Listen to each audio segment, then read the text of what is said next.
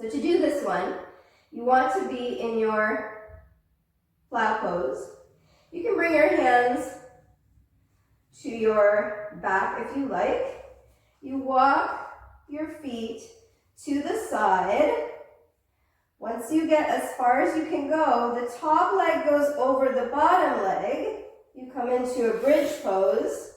You walk into your bridge pose. You keep going in your bridge pose as far as you can. Again, top leg comes over and you flip, walking the hands, or your feet rather, back in place. So walking to the side.